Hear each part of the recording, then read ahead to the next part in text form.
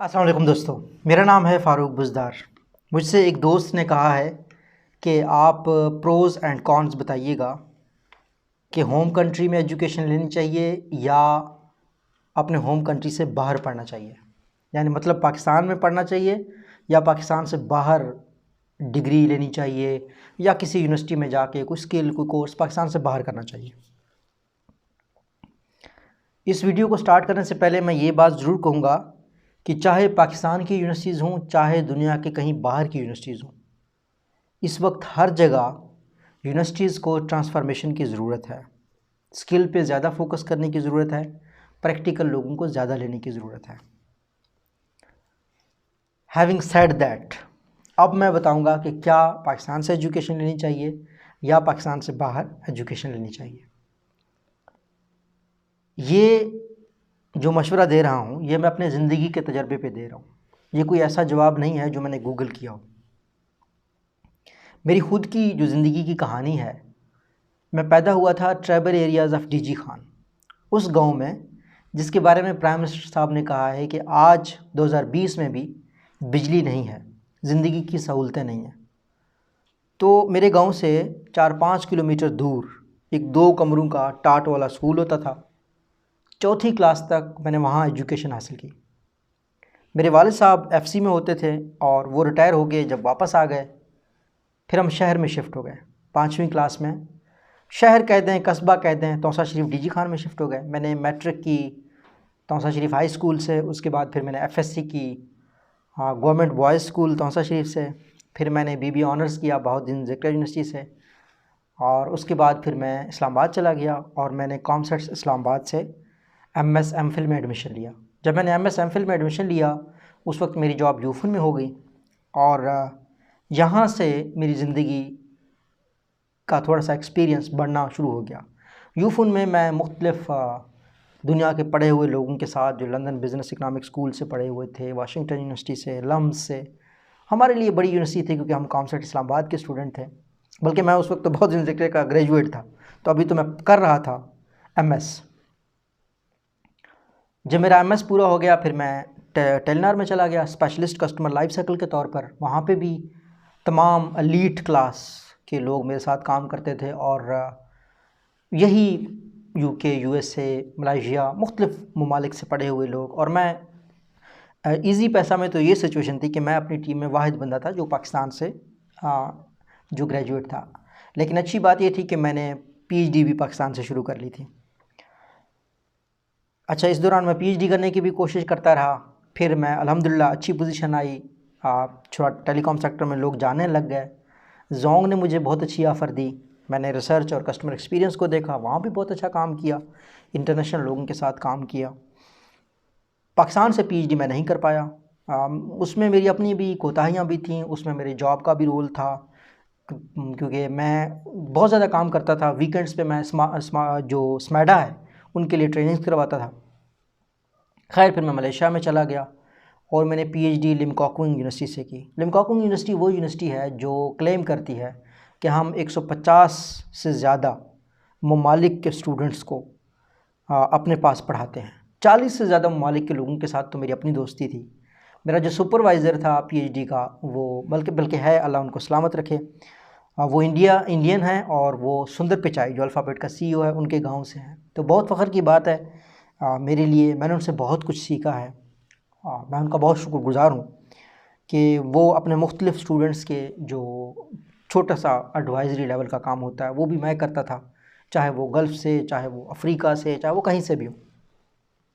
तो ये और साथ ही जब मैं मलेशिया में चला गया तो मैंने कंपनी को ज्वाइन किया। वहाँ पे मैं ट्रेनिंग्स करवाता हूँ गल्फ़ कंट्रीज़ के बिज़नेस इंटेलिजेंस के ऊपर या टेलीकॉम स्ट्रेटजी के ऊपर, Saudi telecom, Sudan telecom, Egypt की टेलीकॉम कंपनीज़।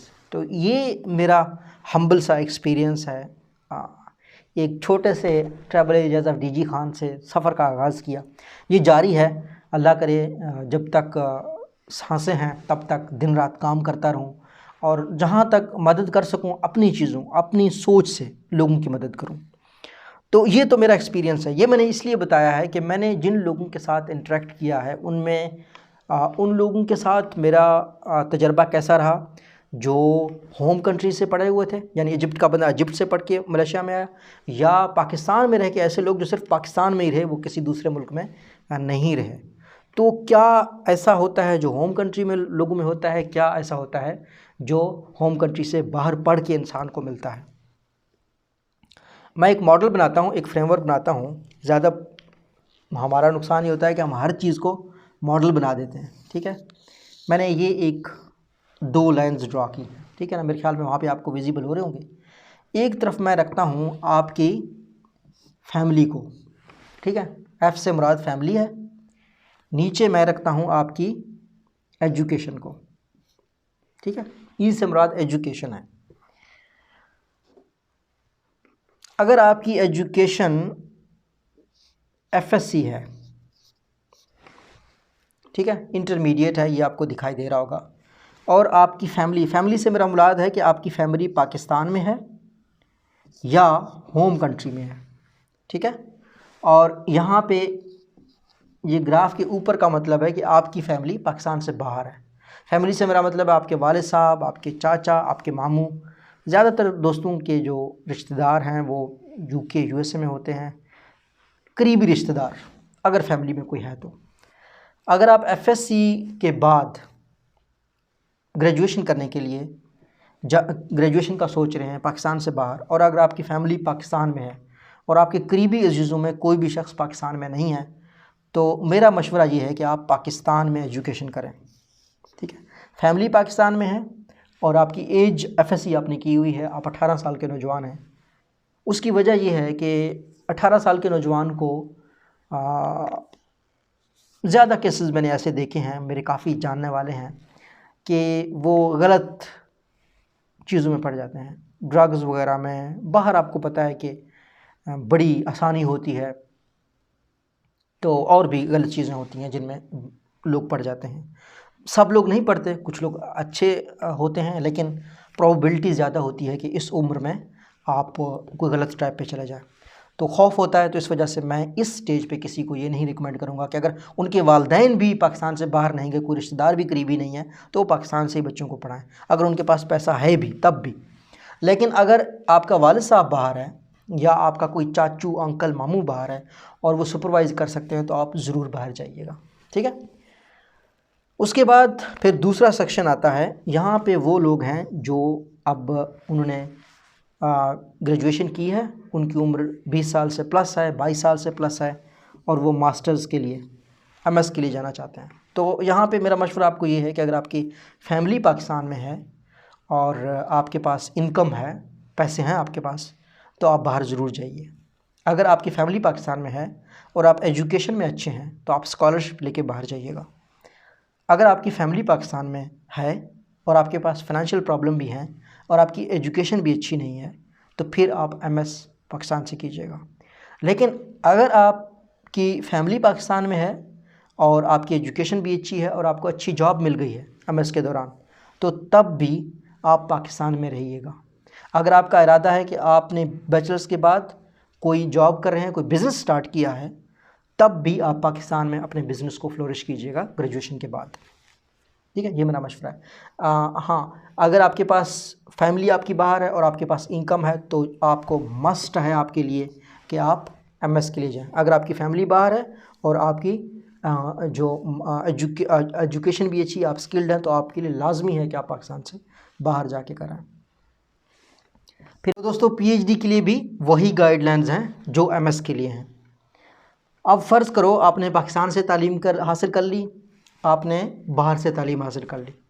अब प्रोज़ और कॉन्स क्या हैं? अगर आप पाकिस्तान से बाहर तालीम हासिल करते हैं तो आपको जॉब अपॉर्चुनिटीज़ अच्छी मिल जाती हैं, ठीक है। आपका एक्सपोजर बहुत बढ़ जाता है, आप खुले जहन के मालिक होते हैं अगर आपने पाकिस्तान से बाहर तालीम हासिल की। ये पॉजिटिव साइड है।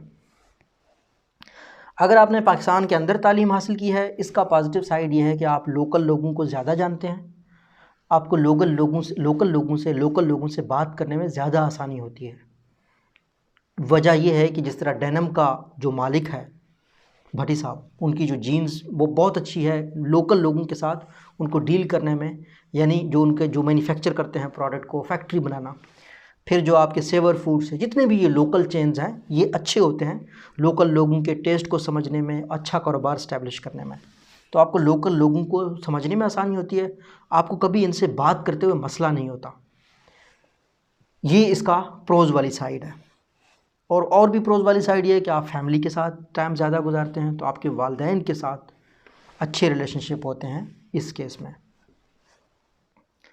जो आउटसाइड कंट्री का है उसका जो नेगेटिव साइड है, पहली नेगेटिव साइड ये है कि जो लोग पाकिस्तान से बाहर या लेट से किसी भी मुल्क में होते हैं, तो थोड़ा सा वो समझते हैं कि वो थोड़े से बेहतर हो गए हैं और थोड़े से बेहतर माहौल में रहे हैं, तो यहाँ पे आके वो ज़्यादातर माहौल की शिकायत करते हैं। ये ऐसा नहीं है कि सिर्फ गाँव तक लिमिटेड है, ये अगर आपके ऑफ़िस में भी कोई, मेरे साथ ऐसे बहुत से दोस्त थे, बहुत ही अजीज़ हैं मुझे, अल्लाह पाक उनको सलामत रखे, उनको ज़्यादा मसले होते थे कि ये जो ये बेकार सी यूनिवर्सिटी का पढ़ा हुआ है, ये मेरा बॉस बन गया है, और ये देखो जी पाकिस्तानियों को तो अक्ल ही नहीं है। तो इस तरह के वो लोग बात करते हैं। मेरे कुछ दोस्त हैं जो अमेरिका में कल्चरल एक्सचेंज प्रोग्राम्स में गए, तालीम हासिल की, वो बस वहाँ गए, यहाँ पे उनके रिश्ते थे, शादी थी, वो टूट गई, बाहर रिश्ता किया। अपनी ज़िंदगी होती है, अपने पसंद होते हैं, तो दुआ कर सकता हूँ उनके लिए, अल्लाह उनको खुश रखे। लेकिन एक थोड़ा सा नेगेटिव साइड ये है कि फ़ैमिली लाइफ डिस्टर्ब हो जाती है। एटलीस्ट आप एक तलाक़ के प्रोसेस से गुज़र रहे हैं, ठीक है। बाहर के लोगों के साथ ये होता है कि वो समझते हैं कि अब हम यहाँ के लोगों के साथ नहीं रह सकते, हमने बाहर सिटीज़नशिप लेना है, ऐसा कुछ करना है, ये होता है लोगों के साथ। और यहाँ पाकिस्तानी लोगों के साथ प्रॉब्लम ये होता है कि हमारे पास टेक्नोलॉजी देर से पहुँचती है, ये थोड़ा सा नेगेटिव साइड है, और उस वजह से हम लोगों में ओपननेस इतना ज़्यादा नहीं होता। हम अगर किसी भी टॉपिक के बारे में बात कर रहे हों या बोल रहे हों, तो हमारे पास इसका मैं नेगेटिव साइड बता रहा हूँ कि जो माज़रत के साथ कुछ शिद्दत पसंदाना अनासर हैं जो खुल के बोलने नहीं देते, खुल के तहकीक होने भी नहीं देते। मेरा इस पे नज़रिया मज़हबी कुछ भी हो, लेकिन साइंस के फॉर एग्ज़ाम्पल फ़वाद चौधरी साहब ने कहा कि हम जो रमज़ान का रोज़ा है या ईद है वो साइंस के थ्रू चाँद को देखेंगे, तो उस पे उनको कितनी रेजिस्टेंस हुई है। आप अगर पाकिस्तान में हैं तो नेगेटिव साइड ये है कि आप अच्छे साइंटिस्ट हैं, अच्छे इंजीनियर हैं, आपके जो थॉट प्रोवोकिंग और आउट ऑफ द बॉक्स जो आइडियाज़ होंगे वो चांसेस आर के उनको अटैक होगा, ठीक है। ये आपको अपने जहन में रखना चाहिए। अच्छा, अब जब आपने काम कर लिया, इसने भी काम कर लिया, इसने भी काम कर लिया, अब आप उम्र के हिस्से में पहुंच गए जी 50 साल, ठीक है, तब जो प्रोज हैं वो सारे के सारे पाकिस्तान से पढ़े लोगों के हक़ में जाएंगे। क्यों? क्योंकि मेरे एक दोस्त है, उनके साथ मैं अक्सर जब मलेशिया जाता हूँ, ट्रैवल करता हूँ, उनकी वाइफ मलेशियन है, उनके 3 बच्चे हैं, उनकी उम्र इस वक्त 54 साल है। मैं हमेशा अपनी उम्र से बड़े लोगों के साथ बैठता हूँ, अच्छा लगता है बातें करना उनसे, उनकी ज़िंदगी से सीखना। तो पहली जब मैं उनसे मिला था तो मैं थोड़ा सा थोड़ा नौजवान, अभी भी नौजवान हूँ अल्हम्दुलिल्लाह, और ये था कि भाई शादी हुई है नहीं हुई, मैंने कहा नहीं हुई। और कोई मंगनी शगनी हुई है, मैंने कहा जी नहीं हुई। अच्छा आप तो फंसे ही फंसे। मैं कहा नहीं, मैं नहीं फंसा, मैंने बहुत ठोकर खाए हैं, मैं इस तरह की चीज़ों में नहीं पड़ता। तो लेकिन वो बेचारा फंस गया। अब वो 50 साल की उम्र में कहता है कि अगर अल्लाह ना करे इस तरह की सिचुएशन हो जाए कि मैं फ़ौत हो जाऊं, तो मेरी वाइफ ने with in weeks, with in months शादी कर लेनी है। पता नहीं मुझे ये बात कहनी चाहिए या नहीं कहनी चाहिए, लेकिन ये प्रॉब्लम होता है जो बाहर रह जाते हैं। और बहुत ज़्यादा लोगों का वतन से मोहब्बत, मिट्टी से मोहब्बत, ये चीज़ उनको उकसाती है 50 साल बाद। फिर इस वजह से आपने लोग देखे होंगे कि दूसरी शादी करना चाहता है यूके से आ रहा है, दूसरी शादी करना चाहता है यूएसए से आ रहा है। तो इस तरह के लोग होते हैं। वो मेरा दोस्त भी आता है, रावलपिंडी के चक्कर लगा के चला जाता है, ठीक है। शादी लोगों के रिश्ते नहीं हो रहे, ये भी आजकल एक मसला है, तो इस तरह के लोगों को रिश्ते मिल भी जाते हैं। अच्छा, अगर आप यहाँ पे इसका जो सबसे बड़ा एक और प्रॉब्लम है वो ये है कि जो लोग पाकिस्तान से बाहर होते हैं उनकी जो आखिरी ख्वाहिश होती है वो ये कि हम उन लोगों के साथ ज़िंदगी गुजारें जिनके साथ हमने बचपन में वक्त गुजारा था। मेरे दादा अबू फ़ौत हो गए जल्दी, मैं उस वक्त 7वीं 8वीं क्लास में था, मेरे अल्लाह पाक उनको जन्नत नसीब फरमाए, उनकी दर्जात बुलंद करें। मेरे लिए ये एज़ाज़ की बात है कि मैं स्कूल के बाद दादा अबू मेरे आखिर दिनों में ना उनकी आँखों की जो उनकी आँखों का ऑपरेशन हो गया था, कुछ ऐसा हो गया था कि वो देख नहीं पाते थे, बहुत कम वॉक करते। तो मुझ पे उनको बड़ा भरोसा था कि मैं उनके जो भी दोस्त थे वो मुझे बताते थे कि ये मौलाना साहब, अच्छा उन्होंने मौलवी का कोर्स किया हुआ था तो वो आलिम मुफ्ती थे, तो मुझे कहते थे उस दोस्त को बुलाओ, उस दोस्त को बुलाओ, उस मस्जिद में एक मौलाना पढ़ाते हैं वो मेरे दोस्त हैं। तो मैं उनको जाके बताता था कि मेरे फ़लाना दादा अबू हैं, वो आपसे मिलना चाहते हैं, तो मैं उनको बुला के लाता हूँ। मुझे बहुत उनको मसरत होती थी आखिरी दिनों में। और मेरे नाना अबू जब फ़ौत हो गए, अभी रिसेंटली फ़ौत हो गए, अल्लाह पाक उनको जन्नत नसीब फरमाए, तो मैंने ये देखा है कि वो बचपन को याद करते थे। अब जब बहुत बुज़ुर्ग उम्र में बंदा जाके पहुंच जाता है, फ़ौत होता है, तो वो हाफ़िज़ा उनका नहीं रहता, लेकिन उनको बचपन की चीज़ें याद आना शुरू हो जाती हैं। अभी मैं पढ़ रहा था सुहेल वड़ाइच का कलम कि नवाज़ शरीफ की जो वालदा थी वो आखिरी दिनों में नवाज़ शरीफ साहब को भाई समझते थे, तो बचपन आपको बहुत याद आता है। तो इस सेगमेंट के जो लोग हैं ना, इनकी जो आखिरी ज़िंदगी है वो थोड़ी सी बहुत परेशान कुन गुज़रती है, और इस पे बहुत ज़्यादा डॉक्यूमेंट्रीज़ भी बनी हैं। एक BBC की डॉक्यूमेंट्री भी इसके ऊपर है। तो और आपके जो बच्चे होते हैं उनको पाकिस्तान से कोई लगाव नहीं होता, आपको पाकिस्तान से लगाव होता है। आपका दिल करता है कि आप गांव में वापस जाएं, उन लोगों से मिलें, और आपके बच्चे और आपके पोते पोतियां, उनका सिचुएशन कुछ और होता है। तो लाइफ एक अजीब सी गड़बड़ में होती है, रिलीजियस एस्पेक्ट से भी, सोशल एस्पेक्ट से भी। तो ये मेरा एनालिसिस है। अब आपकी अपनी मर्ज़ी है कि आपने ज़िंदगी कौन सी चूज़ करनी है। अक्सर कारोबार में कहा जाता है कि ज़िंदगी में फ़ैसले करना, गलत फ़ैसला करना अच्छा होता है कंपेयर टू एक फ़ैसले के जिसके ऊपर आप बैठे रहें, जिसका कोई नतीजा ना हो। एजुकेशन के हवाले से कोई भी पाकिस्तान से पढ़ना या बाहर से पढ़ना, इसमें कोई मुज़ायका नहीं है, आप कहीं से भी पढ़ें। लेकिन एक चीज़ मेरी हमेशा याद रखें, ज़िंदगी में आगे वही निकलता है, तरक्की वही करता है जो मुसलसल सीखता है। कोई ऐसा बंदा जो मुसलसल नहीं सीखता वो अपने साथ जुल्म करता है। ये मेरा कहना है।